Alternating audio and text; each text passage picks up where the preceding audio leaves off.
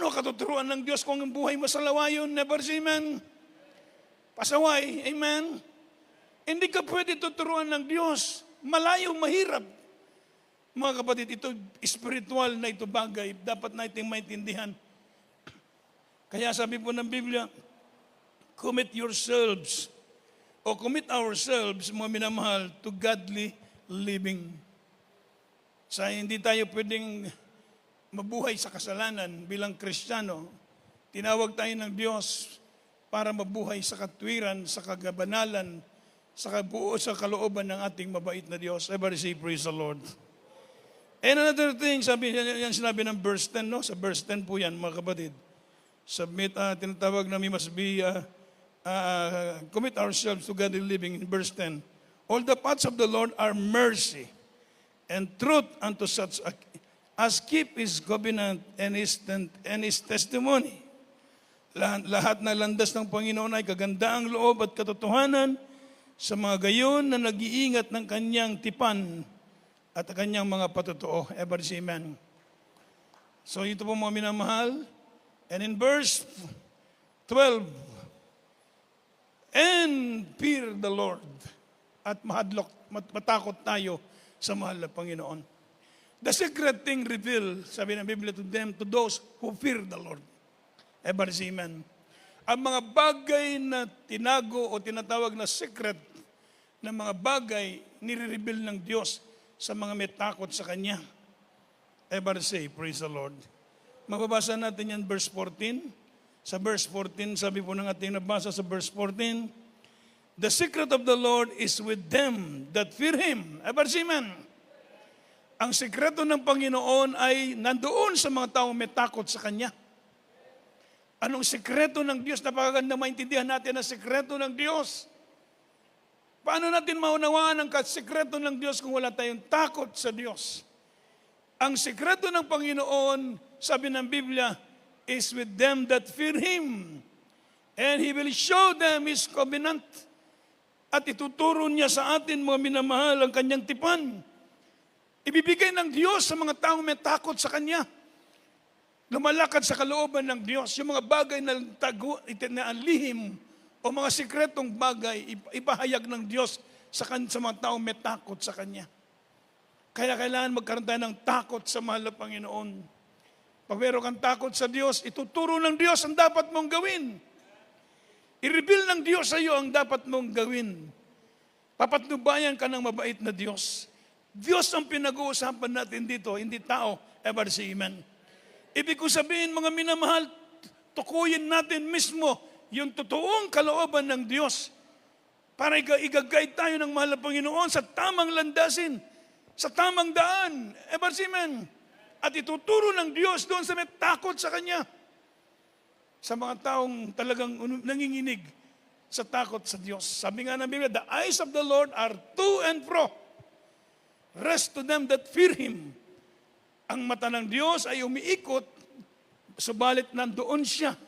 Rest to them that fear Him. It means to say, when you say rest, it means His favor, His love, His care, protection, daily presence, provision are to them, upon them, to them that to those who fear Him. Ever say, praise the Lord. Kaya nandiyan ang habag ng Diyos. Nandiyan ang awa ng ating mahal na Panginoon. Mga kapatid, alam niyo po, meron lang akong share. Nung ako po ay magkaroon ng karamdaman, so, bloated na ba? Edema. So, nagpasting ako ng 3 days dito. Absolute.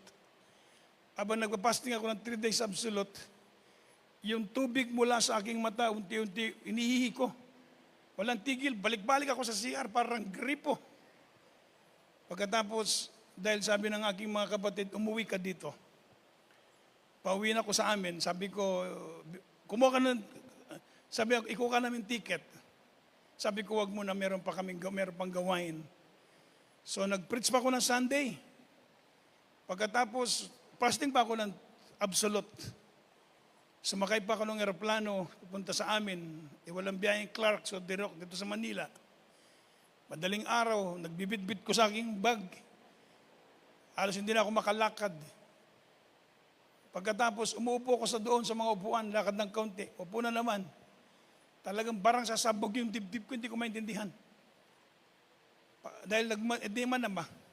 Pag dating ko sa sasakyan, sumakay ako sa likod, sabi ng aking kapatid, gusto mong kumain? Sabi ko, hindi. Matulog lang ako dito sa likod ng sasakyan. Tuloy-tuloy kami from Manila to Tarlac. Pagkatapos, pumasok ako sa kwarto, hindi nila ako nakita. Pagkaumaga, pagkakita ng aking mga kapatid, umiyak sila. Pagkatapos sabi niya, daling ka namin sa ospital. Sabi ko, o sige, para wala nang istorya. Pag-check ng doktor sa aking heart, nagulat yung doktor, sabi niya, collapse ang yung kanyang puso. Kasi, di ba yung puso merong 120/80, parang ganon, di ba? Pag ganon ng doktor, walang over ba? Sabi niya, takbo ninyo sa emergency. To the echo, ECG, X-ray, doon ako sa emergency, kitabang ba? Mga minamahal, sabi ko, mahal na Panginoon, kung anong kalooban mo. Pero napakabait ng Diyos. Dapat wala na ako. Amen. Pero binuhay pa ako ng ating mahal na Panginoon. Nandun kami sa Australia, nasayan kami ng Australia, grabe ang aking struggle. Nandun ako sa Australia, mga minamahal, isang gabi, nilamig yung buong katawan ko, parang yelo. Iyak ng iyak si Bernie kasi wala, talagang mamamatay na at siguro ko nun. So meron mga yung hot bag ba yun? Dalawa. Nilagyan niya ng mainit at tubig. Binabalot ako ng mainit. Yung katawan ko parang yelo. Talagang nagtinga ba? Akala ko mabawian ako ng buhay. Pero hindi pa rin, ever see, man. Ibig sabihin talagang may plano ang Diyos. Pag enlargement of the heart, sabi ng doktor na kapatiran natin, habang nag-preach ako doon sa Tarlac, isang doktora doon natin kapatiran, umiyak, lumapit sa akin. Sabi niya, alam mo, terminal na yun. Bawian ka na ng buhay. Hindi lilit ang puso. Pag enlargement of the heart. Pero by the grace of God, mga minamahal, nagpasting ako ng mahaba doon sa Perth, sa Australia. Mabot ako ng 18 days, putol-putol, 6 days straight. Hindi man ako dati hindi ako makagitara, kahit isang oras na hindi ko kayang buhatin yung gitara. Hindi ko pwedeng kumain, manginig ako, sobrang talagang weak talaga. Yung boses ko malalim kasi marami akong pinagpipray. Pag malalim na yung boses ng tao, mamamatay na. Ganon yung naramdaman ko, napakalalim ng boses ko. 2 buwan akong walang boses. Hirap na hirap akong mag-preach. Pero mga minamahal, ang ibig kong sabihin talagang sa Diyos ang buhay natin. Siya lang nakakaalam ng buhay natin. Siya nagdudugtong ng buhay natin. Ever see, man. O ngayon, meron na akong, pag binipi na ako dito, kung gabipi ako rito, meron ng over. Ever see, man. Di ba? So, ibig ko sabihin, mga minamahal, talagang may Diyos na nakatingin sa atin. Na ang mata ng Diyos ay nakatingin sa atin. The eyes of the Lord, sabi ng Biblia, are over the righteous. And His ears are open to their cry. To the first prayer of our beloved, honorable parents in the Lord. Sabi ko, mahal na Panginoon, bago mawala ang ating beloved pastor noon, sabi ko, nandun ako sa Perth, sabi ko, mahal na Panginoon, gusto kong makausap si mahal na pastor. Gusto ko siyang makausap. Matagal na, mga dekada na, hindi ako makalapit sa mahal na pastor dahil nga mayroong sa kanyang kalagayan. Pero nung nandun ako sa Perth, nag-pray ako. Malapay na gusto kong makalapit.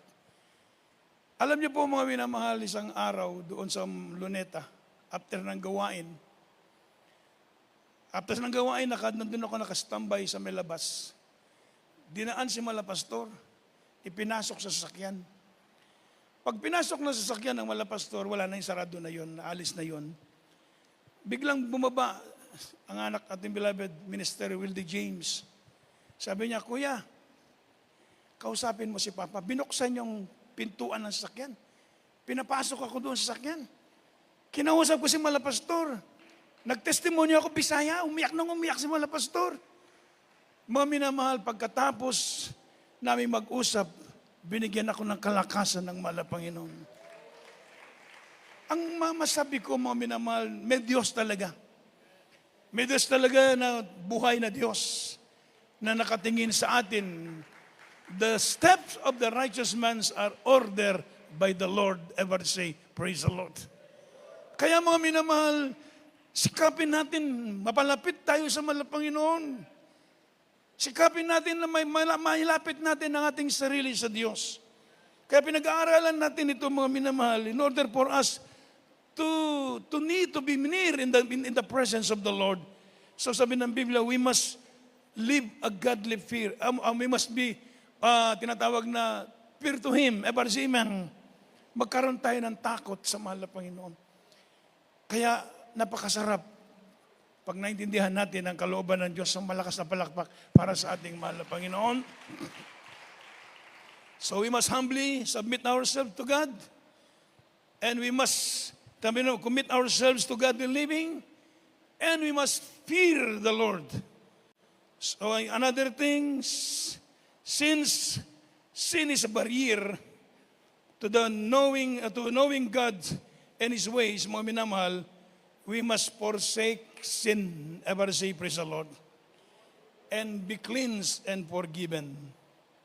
So dahil ang barrier, ang kasalanan siyang magiging hadlang sa ating paglilingkod sa Diyos, since the sins will be, tinatawag na barrier to knowing God's way and His ways, we must forsake sin. Ever say, praise the Lord. Kalimutan ang kasalanan. Huwag nating bitbitin ang kasalanan. Lahat ng kasalanan, pambantayan mo ang kasalanan at iwakli mo sa buhay mo. I-forsake mo ang kasalanan. Ever say, praise the Lord. Talikuran mo ang lahat ng kasalanan. Huwag kang mabuhay sa kasalanan.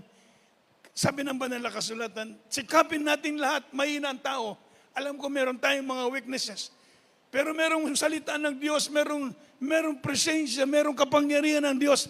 Tuturuan tayo ng ating mahal na Panginoon. Ever say, praise the Lord. So we must forsake sin, sabi po ng Biblia, and be cleansed and be forgiven and forgiven.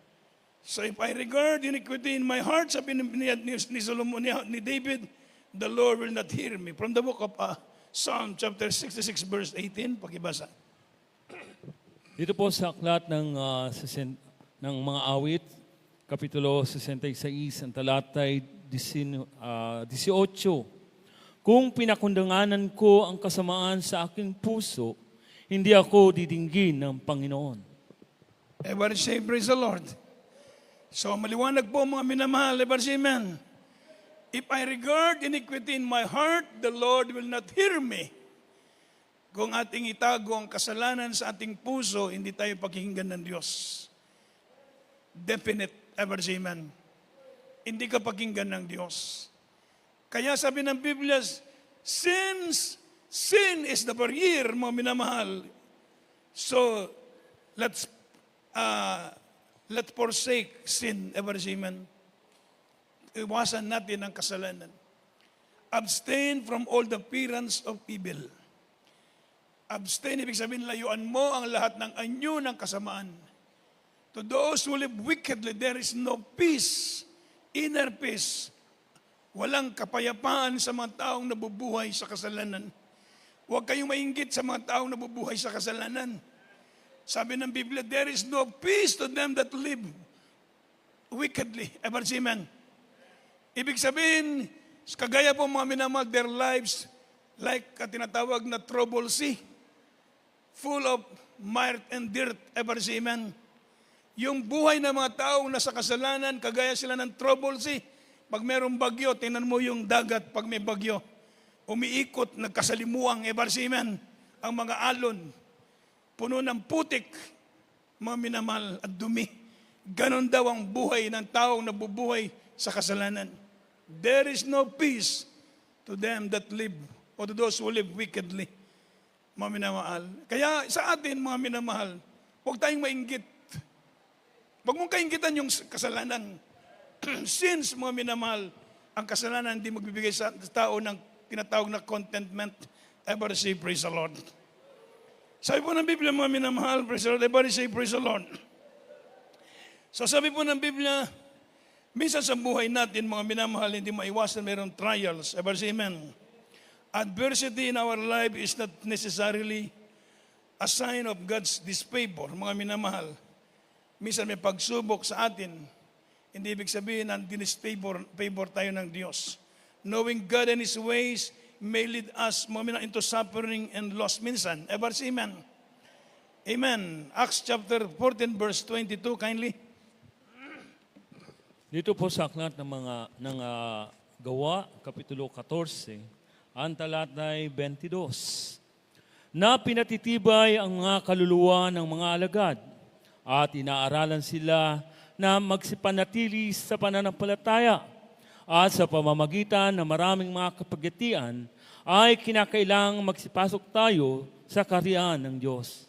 Ever say, praise the Lord. Ulitin ko po, adversity in our lives is not necessarily a sign of God's disfavor. Mga minamahal, knowing God and His ways may lead us into suffering and loss sometimes. Ever say, amen. Minsan pinaitindulot ng Diyos na tayo magsakripisyo. Hindi ibig sabihin, mga minamahal, na pinabayaan tayo ng Diyos. Minsan may layunin ng Diyos sa buhay natin. Ever say, amen. Ang example natin ng mahal na Panginoong Yesus. Ang mga apostoles ng mahal na Panginoong Yesus. Ever say, amen. Sila dumaan sa mga mabigat na pagsubok. Kaya mga minamahal, sabi ng Biblia, confirming the souls of the disciples and exhorting them to continue in the faith. Ever say, amen. And that we must through much tribulation enter into the kingdom of God. Pinalakas niya ang mga alagad, ang puso ng mga alagad sa may mga pagsubok, may mga trials minsan sa ating buhay. Hindi ibig sabihin na signs of disfavor. Minsan pinaintulot ng Diyos yan para subukan lang ating pananampalataya. Ever say amen. Kaya sabi ng Biblia, in much tribulation, enter into the kingdom of God. Suddo ng langit sa daghang kasakit. Ever say amen. Amen. So magdalanginan talaga ang bawat isa sa atin. Minsan umiyak yung ating ibang kapatiran, may mga trials sila. Dadalhin natin sa pananalangin. Ever say amen. Minsan may mag-testimony, may mga pagsubok, may karamdaman. Pag nagsistestimony, may mga puso, may mga pagsubok, may mga karamdaman. Yan ay aming pasanin. Ever say amen. Dapagkat kami ang nilagay ng Diyos para manalangin para sa inyo. Ever say amen.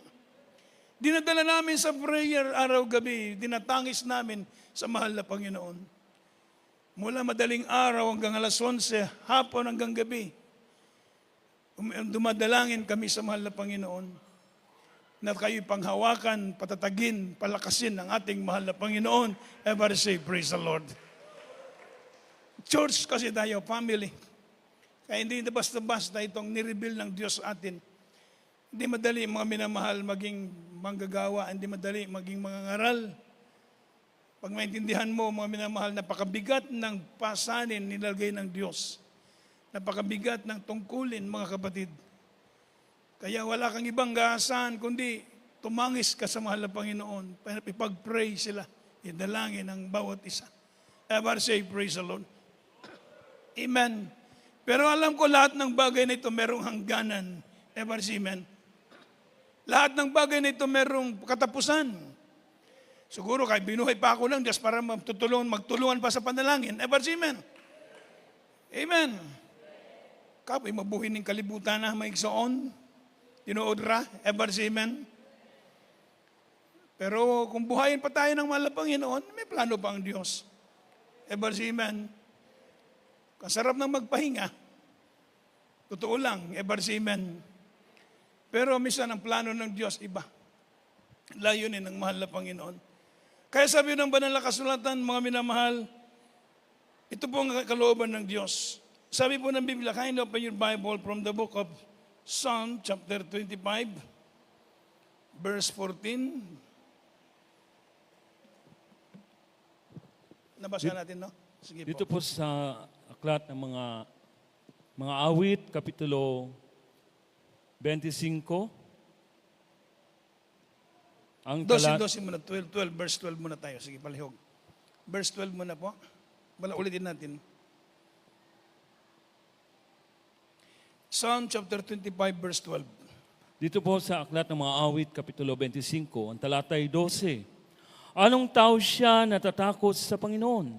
Siya ang tuturuan niya ng daan na kanyang pipiliin. Everybody say, praise the Lord. Sa English, ang mga minamahal, sa English po ang sabi ng Psalm 25, verse 12, what man is he that feareth the Lord? Him shall he teach in the way what he shall choose. Everybody say, amen. He shall teach in the way that he shall choose. Ibig sabihin, mga minamahal, ang Diyos pala ang may plano.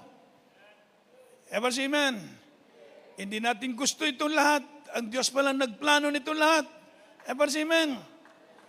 God has a plan for every believer. Ever say amen? God has definite plan for each of His children. Ever say amen? God's plan can be communicated to us by extraordinary means. Ibig sabihin, such as tinatawag na visions and prophecy. So minsan nireveal ng Diyos atin ang kanyang kalooban. Kayo ang kinakausap ng mahal na Panginoon. Lahat ng kinakausap ng mabait na Diyos, magsabi ng praise the Lord. Diyos ang nangungusap sa inyo by visions, dreams. Amen. Sa scriptures, kinakausap kayo ng mahal na Panginoon. Diyos ang nangungusap sa ating lahat. Hindi tao, Diyos ang mismong kumumbinsi sa inyo. God has a definite plan for each of His children. Sa bawat kanyang mga anak, merong planong ng Diyos, merong plano ang mahal na Panginoon. Sa bawat buhay ng kanyang mga anak, ever say amen? So mga minamahal, sabi po namin ang banal na kasulatan, God's plan for believer may be missed if we, by ignoring God's word, or tinatawag na misreading it, means decisions contrary to His will. Mamiss natin yung plano ng Diyos sa buhay natin kapag hindi natin sinunod ang kalooban ng Diyos. Everybody say, praise the Lord. God has an eternal plan for the life of every one of His children. Everybody say, amen. So mga minamahal, allow the Holy Spirit to guide us. Everybody say, amen. And not to miss, mga minamahal, is perfect timing ba ng mahal na Panginoon sa buhay natin. May plano ang Diyos sa bawat isa sa atin. Kinakausap tayo ng mahal na Panginoon. Gagabayan po, patuturuan kayo ng Diyos ayon sa kanyang kalooban. Diyos mismo ang nangungusap dito. Everybody say, praise the Lord. Ako mismo ang mahal na Panginoon, kumakausap sa akin noon ako kasi walang gawain eh. Nasave ako 1984, walang gawain sa amin sa Tarlac. Nandun ako sa Tarlac, ang gawain na sa Manila. Mga minamahal, isang beses lang ako maka-attend. Minsan, hindi pa. Sa isang buwan. Could just imagine. Batang-bata pa ako, parang napakahirap. Paano isagawa? At the age of 16 years old, paano ko isagawa ang paglilingkod ko sa Diyos? Wala akong mag-guide sa akin. Pero merong Biblia. May salita ang Diyos. Binasa ko ang Biblia araw-gabi. Tag 60 chapters, 80 chapters a night, mga minamahal. 2-3 oras, ginaid ako ng mahal na Panginoon. Kinakausap ako through dreams, through visions, ever say amen, sa kanyang banal na salita. Totoo may Diyos, mga minamahal. Ang Diyos laging nangungusap sa akin gabi-gabi. Napakasarap kinakausap ka ng Diyos gabi-gabi, ever say amen. Dahil nakapokus ka eh, ever say amen. Gusto mo malaman ang kalooban ng Diyos eh, ever say amen. So tuturuan ka pala ng mahal na Panginoon. Kaya mga kapatid, walang kalugihan ang paglilingkod natin ito sa mahal na Panginoon. Isa pong malakas ang palakpak para sa mahal na Panginoon. Ever say, praise the Lord. So tuturuan tayo ng Diyos, lumakad sa kanyang kalooban. Gabayan, patnubayan tayo ng Diyos. Nagdepende yun sa ating pag-reply sa tawag ng mahal na Panginoon. Ever say, praise the Lord. Manindog kitang tanan mo,